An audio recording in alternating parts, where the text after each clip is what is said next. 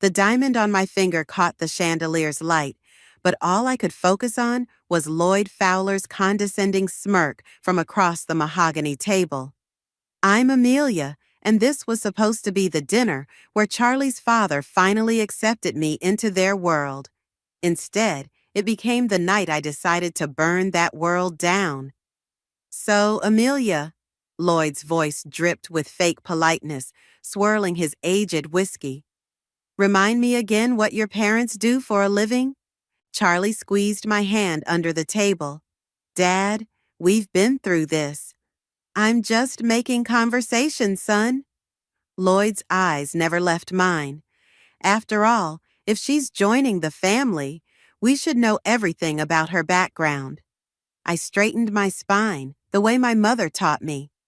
My mom's a high school teacher, and my father passed away when I was 12. Ah, yes, now I remember. Public school, wasn't it? He turned to his wife. Margaret, didn't your cousin's cleaning lady's daughter teach at a public school? Charlie's fork clattered against his plate. That's enough. What?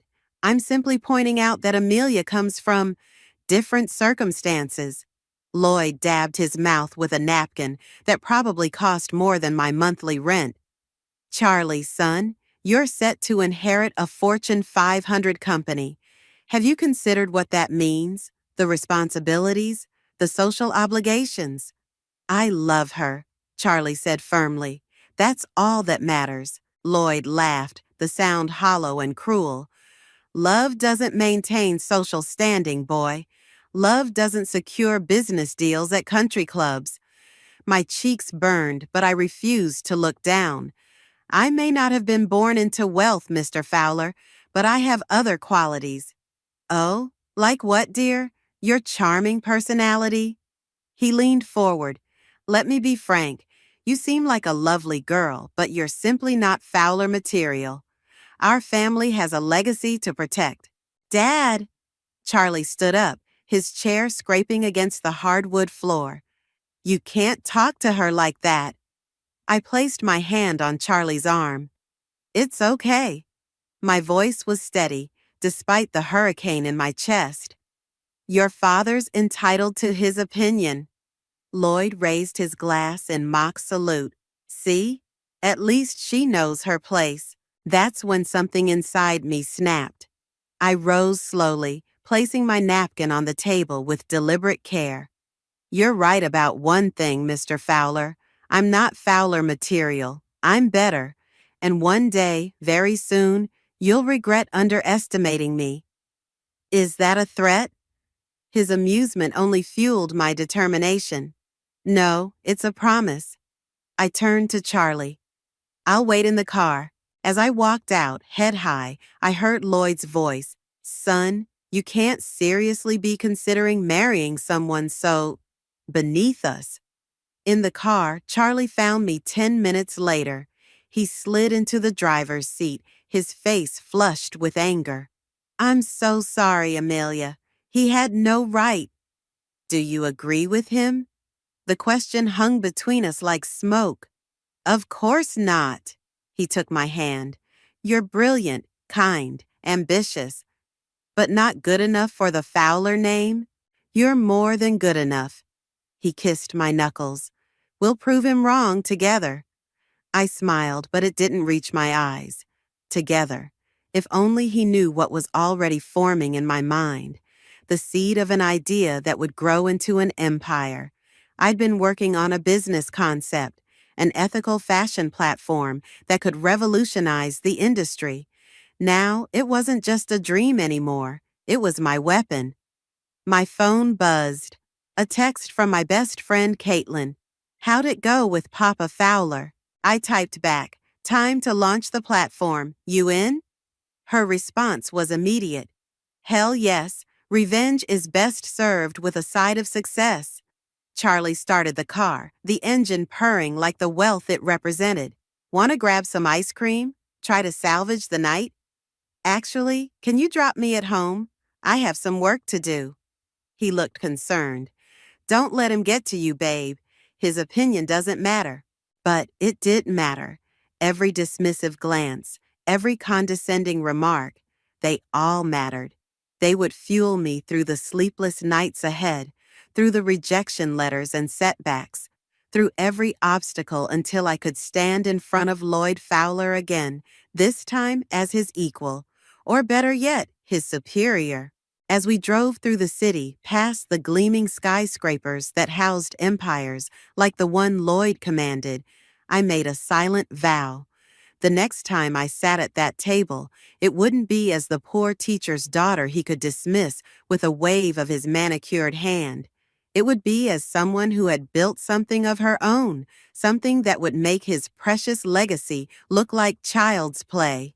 Game on, Lloyd. Game on.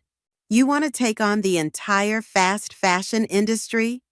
Caitlin sprawled across my tiny apartment's couch, raising an eyebrow. Girl, I love your ambition, but that's like trying to fight a tank with a water pistol. I paced the room, gesturing at my laptop screen. Look at these numbers. 70% of millennials say they'd pay more for sustainable fashion. The market is there. We just need to make it accessible. And stick it to Daddy Dearest in the process? She grinned. That's just a bonus. I pulled up my presentation. The platform connects ethical manufacturers directly with consumers. No middlemen, no exploitation, complete transparency about working conditions and materials. My phone buzzed. Another text from Charlie.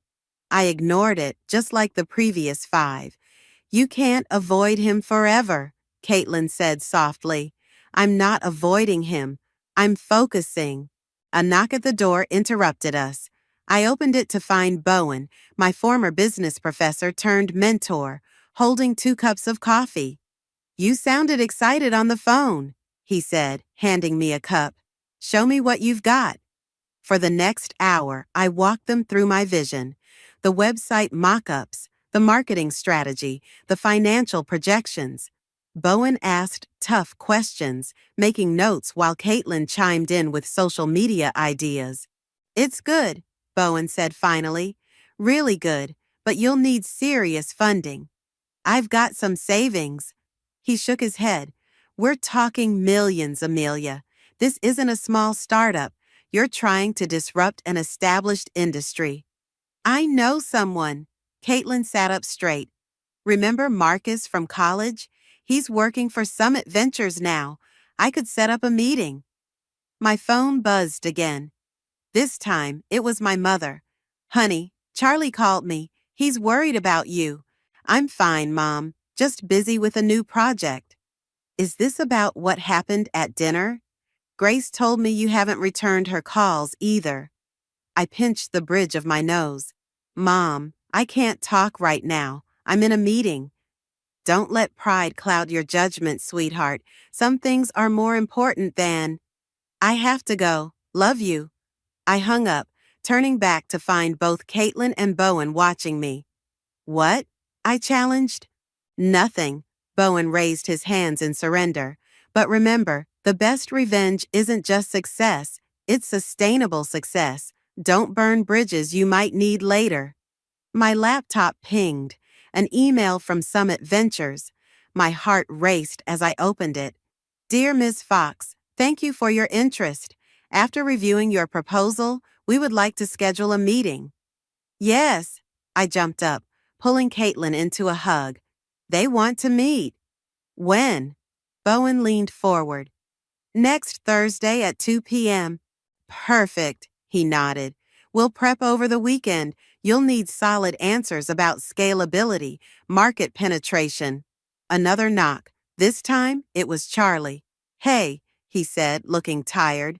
Can we talk? I glanced at Caitlin and Bowen. They took the hint, gathering their things. Call me later, Caitlin whispered, squeezing my arm as she left. Once we were alone, Charlie sat heavily on the couch. You're really doing this, aren't you? Doing what? This. He gestured at my laptop, the papers spread across the coffee table. Going to war with my father. I'm starting a business, Charlie. A legitimate, potentially world-changing business. That just happens to be exactly what would upset him most? He ran a hand through his hair. I know he was awful to you, but what?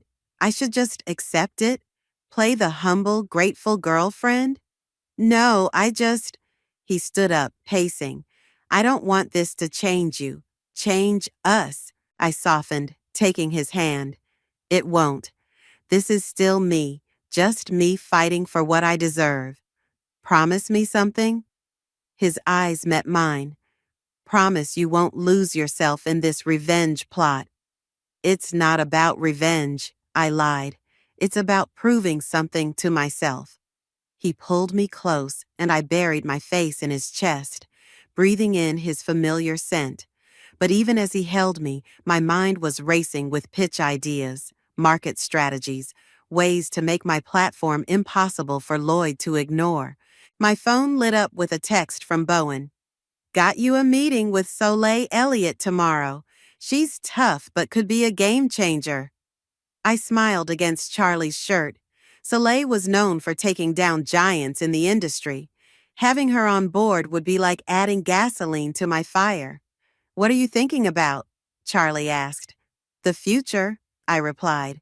And I was, just maybe not the future he imagined. The game was officially in play, and I was holding all the right cards. Lloyd Fowler wouldn't know what hit him. Unfortunately, we'll have to pass. The Summit Ventures executive closed his laptop with a decisive click. Your concept is interesting, but you lack the experience we're looking for. My carefully rehearsed pitch turned to ash in my mouth. After 3 sleepless nights preparing, this wasn't how the meeting was supposed to end. I understand your concerns. I leaned forward, but the market research clearly shows. Ms. Fox, he interrupted, passion isn't enough. Come back when you have more industry experience. The elevator ride down felt like a funeral procession. My phone buzzed. Caitlin checking in. Before I could respond, another call came through. My day job's office number. Amelia, where are you? My manager's voice was tight. The client presentation started 15 minutes ago. My stomach dropped. Sarah, I'm so sorry. There was an emergency. This is the 3rd time this month. We need to talk when you get back. The call ended with a click. I slumped against the elevator wall, my reflection showing dark circles under my eyes that even concealer couldn't hide. Back at my desk, Sarah's talk was brief and brutal. Consider this your final warning. One more missed meeting, and we'll have to let you go. That night, I sat cross-legged on my apartment floor, surrounded by takeout containers and spreadsheets. My laptop screen blurred as exhaustion set in. A knock startled me. Charlie stood in the doorway, holding grocery bags. When's the last time you ate something that didn't come in a cardboard box? He started unpacking fresh vegetables. I had a salad. Yesterday. Maybe. I rubbed my eyes. What are you doing here? Being your fiancé, he began chopping tomatoes. You missed dinner with my sister last night. That was last night? I checked my phone. 6 missed calls from various family members. I'll make it up to her. Like you made up missing Mom's birthday last week? He set down the knife. What happened to the meeting today? They passed. My voice cracked. Said I needed more experience. Charlie wrapped his arms around me from behind. Then we'll find another investor. But you need to take care of yourself first. I can't slow down. Not now.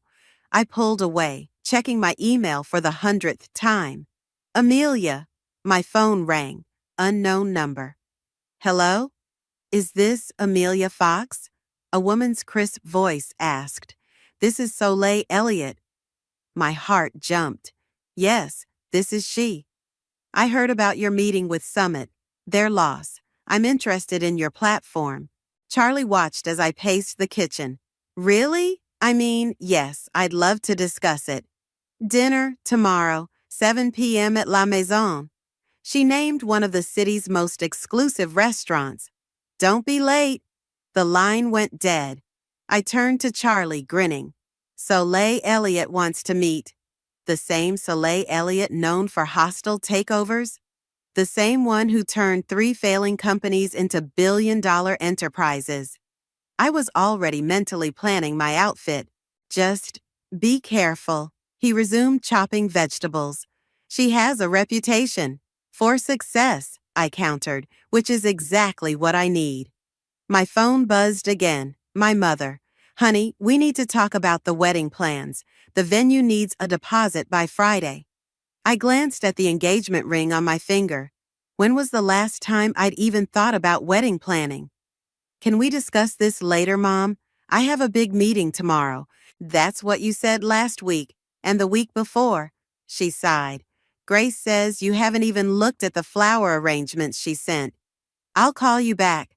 I hung up, turning to find Charlie staring at me. You haven't looked at the flowers? I've been busy. Too busy for our wedding? Before I could answer, my laptop pinged. An email from Bowen. Got the market analysis you needed, but we need to talk about your burnout rate. I have to respond to this, I told Charlie. He set down the spatula. The food's ready. Will you at least eat with me? I nodded, but my fingers were already typing.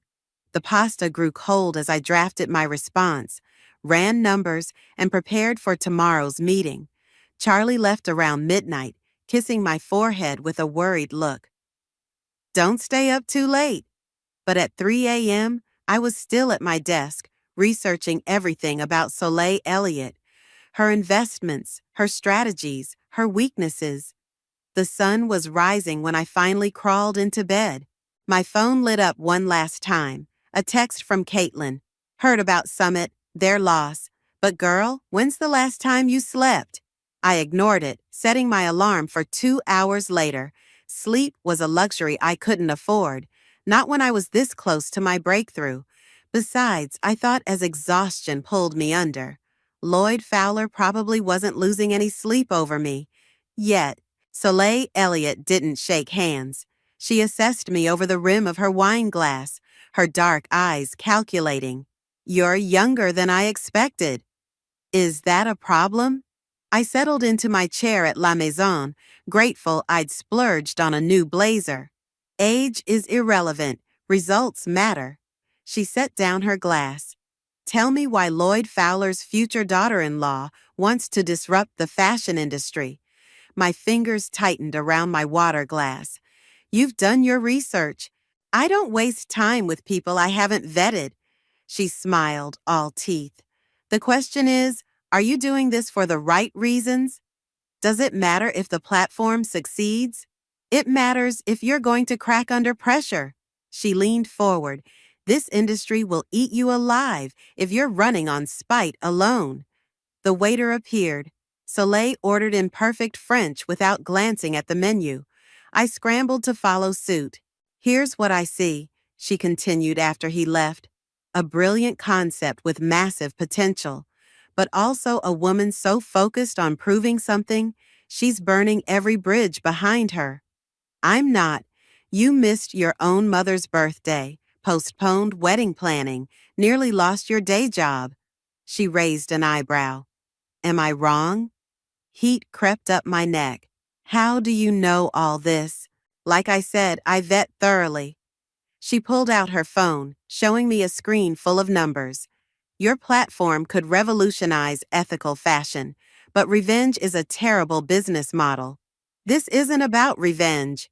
Lie to yourself if you must. Don't lie to me. She set down her phone. I'm offering you $5 million in seed funding. My heart stopped. What's the catch? Smart girl, she smiled again. You get my experience, connections, and money. I get 51% ownership. That's more than half the company. That's protection from yourself. She took another sip of wine. You need someone who can separate business from personal vendettas. Before I could respond, I spotted a familiar figure across the restaurant. Lloyd Fowler was dining with what looked like business associates. Soleil followed my gaze. Interesting? Did you know he'd be here? No, Then this is your first test. What do you do now? I watched Lloyd laugh, probably at another cruel joke at someone else's expense. My hands itched to walk over there, to show him the term sheet Soleil was offering. Nothing, I said finally. This isn't the time or place. Good answer. She pulled out a contract. Let's discuss terms. 2 hours later, I stepped out into the cool night air, my head spinning with possibilities. My phone had 17 missed calls, 3 from Charlie, 5 from my mother, the rest from Caitlin. I called Caitlin first. Finally, she answered, your mom's freaking out. She showed up at my place looking for you. What? Why? The wedding venue? They needed the deposit today. Charlie's been trying to reach you. My stomach dropped. That was today? Girl, you need to get your priorities straight.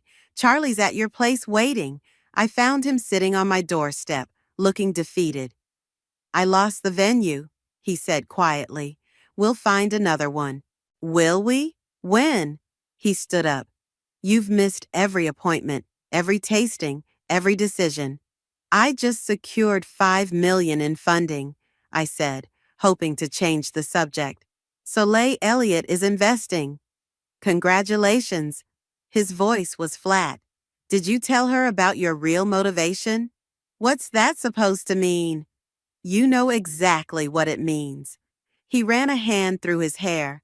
You're so focused on proving yourself to my father, you've forgotten about everyone else who loves you. That's not fair. No? When's the last time you called your mom? Really talked to her? He stepped closer. When's the last time we had a conversation that wasn't about your platform or my father? My phone buzzed. Soleil sending over the final contract. I need to review this, I said, already opening the email. Charlie's laugh was hollow. Of course you do. He walked past me. Let me know when my fiancé comes back.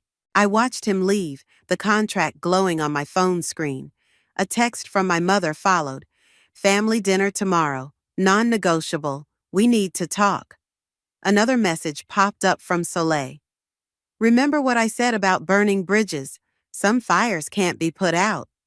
I looked at the engagement ring on my finger, then at the contract that could change everything.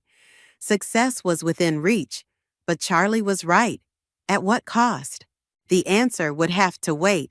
I had a contract to review and a family dinner to survive, one crisis at a time.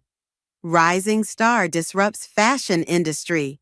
The headline blazed across my screen as Caitlin squealed, hugging me from behind. You're trending. She scrolled through the comments. The sustainable fashion community is going crazy over the platform launch. I should have been ecstatic. Instead, I stared at my engagement ring, now sitting in its box on my desk. Charlie had left it there this morning, along with a note. Taking some time to think. Call when you're ready to talk about us, not business. My phone rang. Soleil. Have you seen the numbers? She didn't wait for my answer. 10,000 sign-ups in the first hour. Major brands are reaching out for partnerships. That's amazing. Why do you sound like someone died? A pause. Ah, the fiancé left. How did you... Your social media manager messaged me. She's worried about your emotional state affecting the brand. I spun around. Caitlin!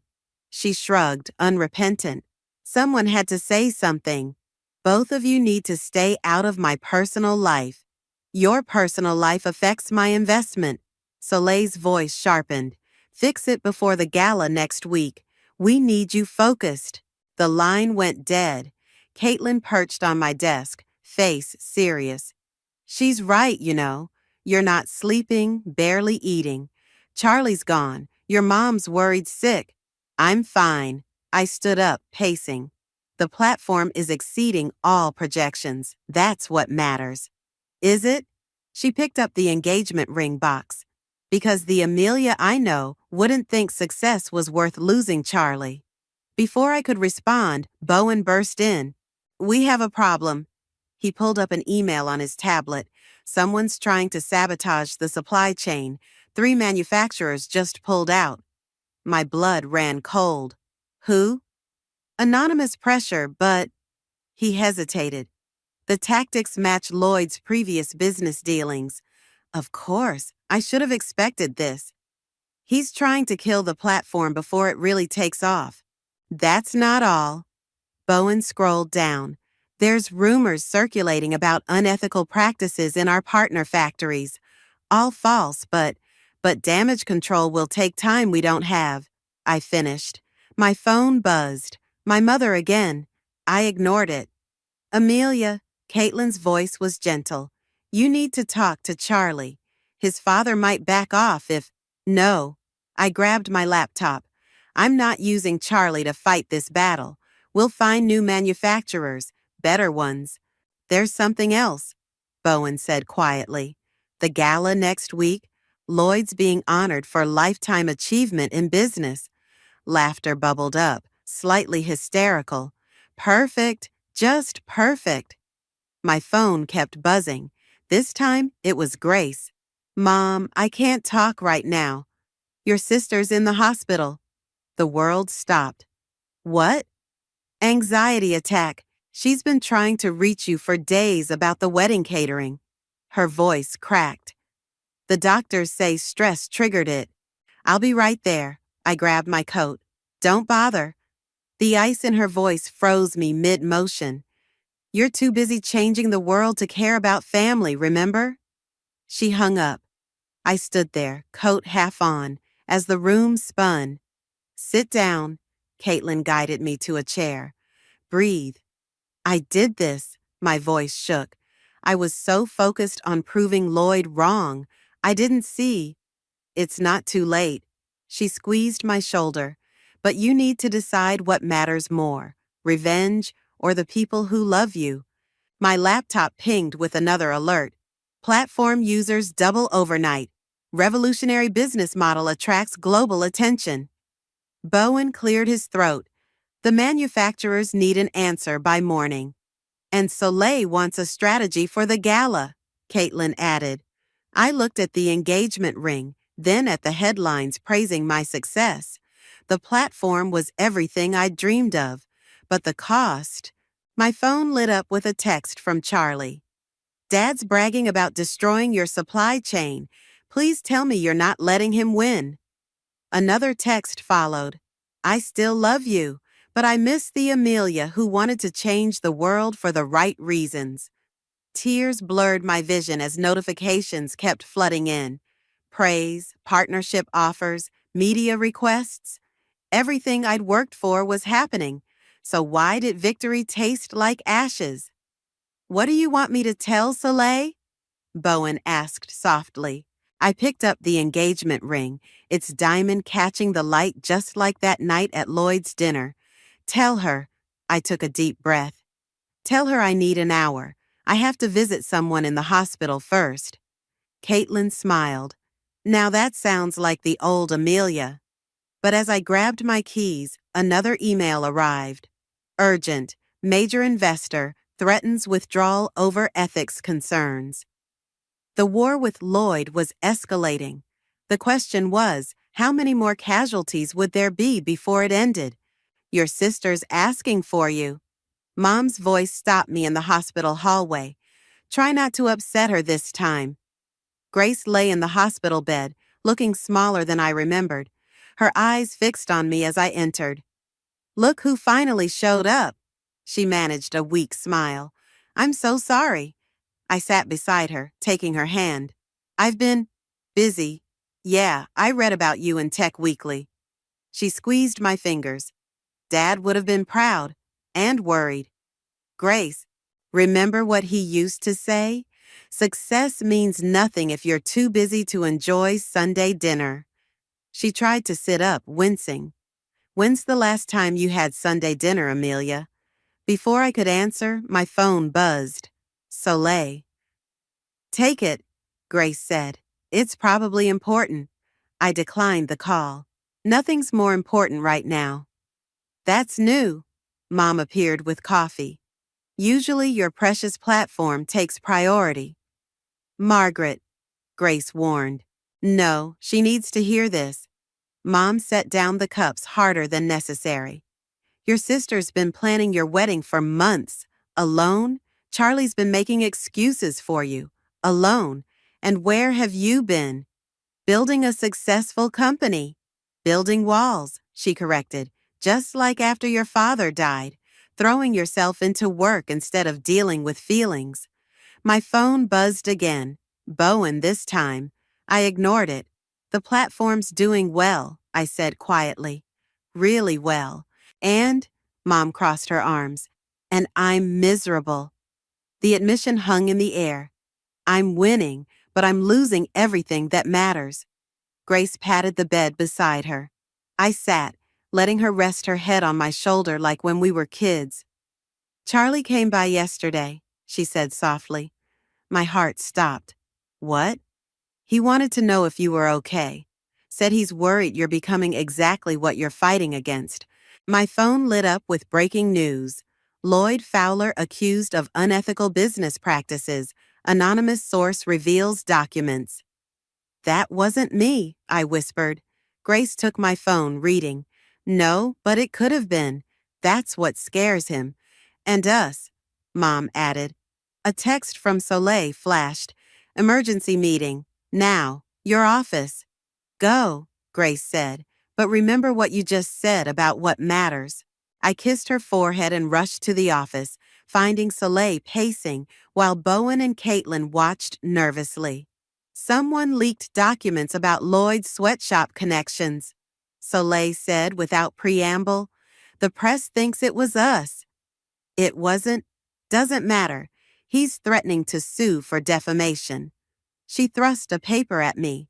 And he's calling in favors to tank our stock before it goes public. Can he do that? He already is. Bowen pulled up financial projections. We're hemorrhaging investors. My phone rang. Charlie. Did you do this? His voice was tight. No, Charlie, I swear. Dad's on the warpath. He thinks you're behind the leak. I'm not. A pause. I believe you. But Amelia, this has to stop. Someone's going to get really hurt. I know. I looked at the engagement ring box on my desk. Can we talk? In person? The gala's tomorrow. Dad's accepting his award. Another pause. Meet me there? Charlie, it's time to end this, one way or another. He hung up. Soleil was watching me, her expression unreadable. The gala's our chance, she said. We can announce our IPO, show Lloyd he can't touch us. Or, Caitlin interjected, you could try talking to him, like an actual human being. He doesn't deserve. This isn't about what he deserves. Bowen cut in. It's about who you want to be. My phone buzzed with a text from Grace. Choose love over pride, sis. Dad always said pride makes good fuel but terrible foundation.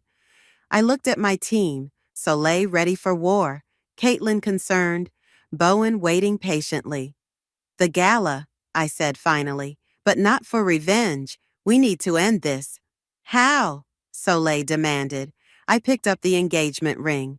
By remembering why I started this in the first place, not to destroy Lloyd, but to prove something to myself. And Charlie? Caitlin asked softly. And Charlie. I slipped the ring back on. Some things are worth more than winning. Soleil sighed dramatically. Just tell me you're not going to tank my investment with some grand gesture of reconciliation. No, I smiled. But I am going to show Lloyd what real success looks like. Not by tearing him down, but by rising above. My phone lit up one last time. Mom, Sunday dinner this week, non-negotiable. Bring Charlie. For the first time in months, I felt like I could breathe. First, I told my team, we have a gala to prepare for, and I need to make some things right. The war wasn't over, but maybe it was time for a different kind of victory. The gala ballroom sparkled with wealth and influence, but my eyes were fixed on Charlie standing by the bar. He looked up, our gazes meeting across the room. Ready? Caitlin adjusted my dress, a sustainable silk creation from our platform's top designer. As I'll ever be. I clutched my speech cards. Soleil appeared, sleek in black.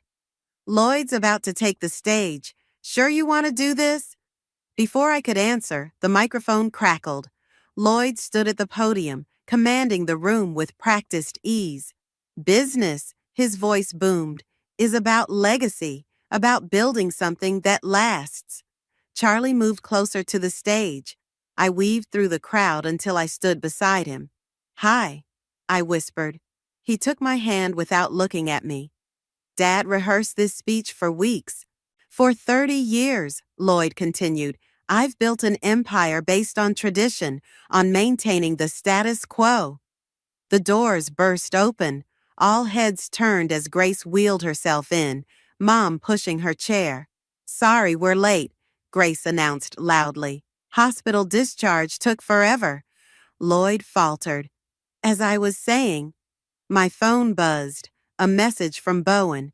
"Breaking news ready to go live. Give the signal." Some would say, Lloyd regained his momentum, that the old ways are the best ways. That disruption threatens everything we've built. "Now," I texted back. Every phone in the room chimed simultaneously. I watched as hundreds of faces looked down at their screens. Ethical fashion platform secures major global partnership. Industry giants join revolutionary movement. Lloyd's voice died as he read the headline. His eyes found me in the crowd. "Mr. Fowler," I called out, my voice steady. "May I say something?" The room held its breath. Charlie squeezed my hand. "The stage is yours," Lloyd said tightly. I walked up, heart pounding but spine straight. "You spoke about legacy, about tradition, but true legacy isn't about maintaining the status quo. It's about making the world better than we found it." Phones kept buzzing as more news broke. Major brands pledging to our ethical standards, celebrity endorsements, stock prices soaring. "When you rejected me as your son's fiancé," I continued, "you said I wasn't good enough for the Fowler name. You were right." Lloyd's face darkened. "I'm not good enough for the Fowler name. I'm better.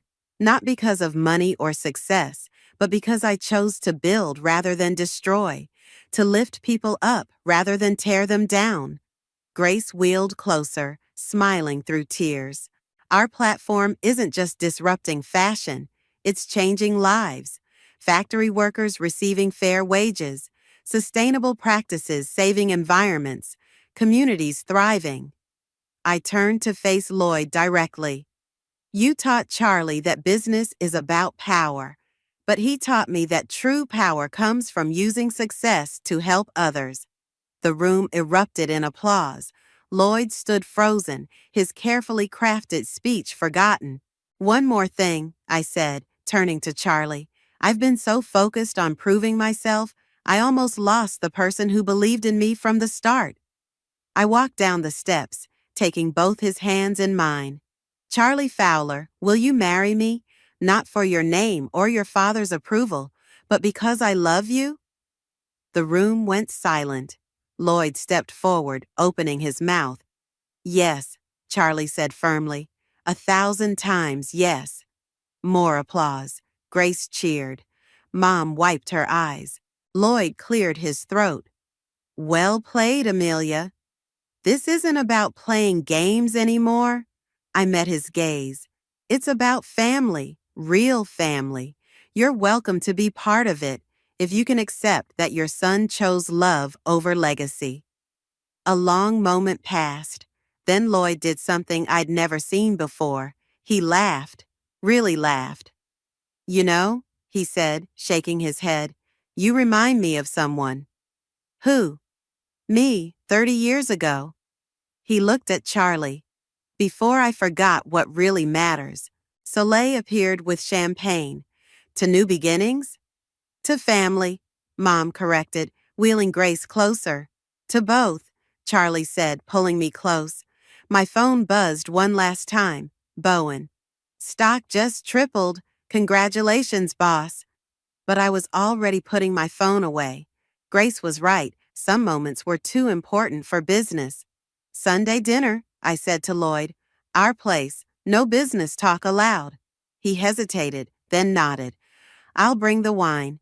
As the party swirled around us, Charlie whispered, "Was it worth it, all of this?"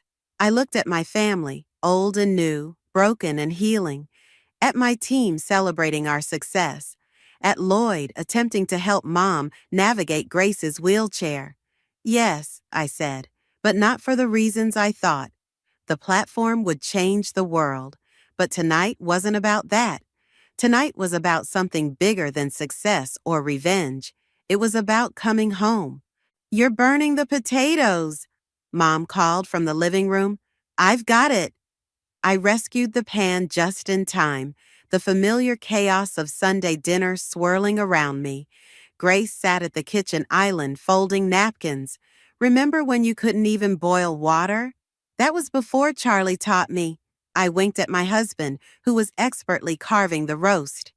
"Speaking of teaching," Lloyd entered carrying wine. "How's the mentorship program going?" The program had been his idea, using our platform to help young entrepreneurs from underprivileged backgrounds.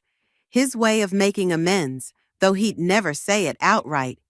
20 new students starting next week," I said. "Soleil's handling the interviews." "No shop talk at dinner," Mom reminded us, setting down a salad bowl. "House rules." The doorbell rang. Caitlin burst in with Bowen, carrying dessert. "Sorry, we're late," she announced. "Someone insisted on checking the quarterly reports one last time." "It's called being thorough," Bowen defended. Charlie laughed. "Some things never change." As we gathered around the table, I watched my family, the one I was born into and the one I'd built.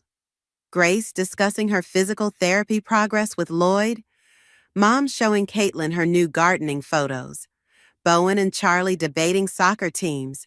"Pass the potatoes," Lloyd said, then added quietly, "They're not burned this time." "High praise from you," I teased. His expression softened. "I was wrong about you, Amelia, about a lot of things." We were both wrong about what mattered. The conversation flowed easily now, nothing like those tense early dinners when we were all still healing. Grace had recovered fully. The platform was thriving. Even Lloyd had changed, though he still couldn't resist checking stock prices under the table. "Put the phone away, Dad." Charlie caught him. "Just one quick—" "Nope." I reached over and confiscated it. "Tonight's about family." "Speaking of family," Grace's eyes twinkled. "When are you two giving Mom some grandkids?" Charlie choked on his wine. I laughed, remembering a time when such questions would have sparked tension. "We're practicing," I winked, making Lloyd suddenly very interested in his potatoes. "Before babies," Caitlin interrupted, "we need to discuss the real crisis. Your office plants are dying." "They are not." "Amelia," Mom sighed, "even your father could keep plants alive, and he killed plastic flowers." The table erupted in laughter, sharing stories about Dad that no longer hurt to tell. "He would have loved this," Grace said softly. "The dinner or the success?" Lloyd asked. "Both," Mom answered, "but mostly seeing his daughters happy." Charlie squeezed my hand under the table. We shared a look, the kind that held entire conversations. "Actually," I said, "we do have an announcement." The table went quiet. Even Lloyd set down his fork. "The platform's expanding," Charlie started. "I thought no business talk," Mom began. "Into a foundation," I finished, "for supporting working mothers in the fashion industry. We're naming it after Dad." Grace's eyes welled up. Mom covered her mouth. "That's—" Lloyd cleared his throat. "That's remarkable." "We want all of you involved," Charlie said, "each bringing your strengths." "Even me?" Lloyd asked, surprising vulnerability in his voice. "Especially you," I said. "You taught me something important. Success means nothing if you're not lifting others up." "Look who's getting soft," Caitlin teased, but she was wiping her eyes too. "To new beginnings," Bowen raised his glass. "And old wisdom," Mom added. "And family," Grace finished. As glasses clinked, I looked around the table. The ring on my finger caught the light, not as a symbol of status anymore, but of love. The platform had changed the industry, yes, but this had changed me. Dessert time, Caitlin announced, breaking the moment. Wait, Lloyd stood up. I have something to say. We all held our breath, old habits dying hard. I spent years building walls to protect what I thought mattered, he said. Amelia, you built bridges instead. Thank you for showing this old man a better way. Dad, Charlie started. I'm not finished, Lloyd smiled. Pass the cake, and someone give me back my phone. I promise, no stock checking. Nice try, I laughed, pocketing it. As dessert was served and stories continued, I caught Charlie's eye again. He nodded slightly. He felt it too. This was what winning really looked like, not in headlines or stock prices, but in moments like these. The revenge I'd sought had transformed into something better. Redemption. For all of us. More wine? Lloyd offered. Always, I smiled, holding out my glass. Some bridges, it turned out, were built one Sunday dinner at a time.